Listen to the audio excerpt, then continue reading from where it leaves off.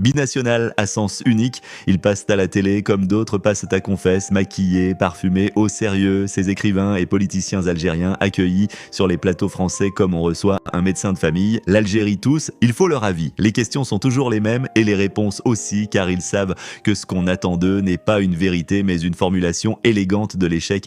Et lorsque l'animateur, avec cette condescendance polie des gens qui ne savent rien mais insiste sur un tel sujet, lui demande « Alors, que faut-il faire concrètement ?» Eh bien, il répond par une tirade où se mêlent l'histoire, le colonialisme, la corruption, la jeunesse désœuvrée et bien sûr son dernier roman qui contient, paraît-il, toutes les réponses. Les politiciens dont le discours trahit une vieille rancune, celle de n'avoir pas été assez écoutés, parlent de l'Algérie comme d'une amante infidèle qu'ils auraient quittée par dépit mais dont ils ne peuvent s'empêcher d'évoquer les charmes.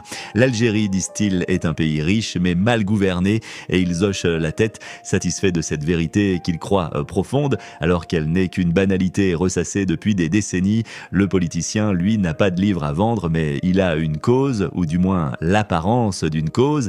Il évoque des réformes qu'il aurait entreprises s'il avait été au pouvoir, des solutions qu'il aurait appliquées si seulement on l'avait laissé faire. Mais lorsqu'on lui demande des détails, il esquive, il se perd dans des anecdotes qui n'intéressent personne.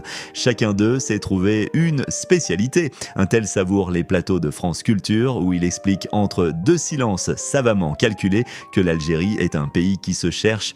Personne ne lui demande pourquoi il ne la cherche pas là-bas, à Bab el Oued ou à Akid. Ce serait impoli, alors qu'un autre, régulièrement invité sur France 5, continue, son stylo trempé dans l'encre de l'exil, à écrire des livres qui sentent plus le métro Châtelet que la poussière d'Oran et il tente de nous expliquer que l'Algérie va mal parce qu'on ne lit pas assez Montesquieu à Tamanrasset. Un tel termine toujours son discours par un vibrant « L'Algérie mérite mieux ». Les auditoires applaudissent vaguement émus, mais personne ne lui demande comment il compte s'y prendre. Et cette même phrase éternelle « Il faut un dialogue inclusif ». Personne ne sait ce que cela veut dire, mais tous la répètent. Cela fait savant, et puisqu'ils sont malins, ils font semblant d'être pessimistes. Cela plaît à la télévision. Un pessimiste élégant passe toujours mieux qu'un optimiste vulgaire. Leur double nationalité les rassure. Elle leur offre un balcon depuis lequel ils peuvent observer les incendies sans sentir la fumée.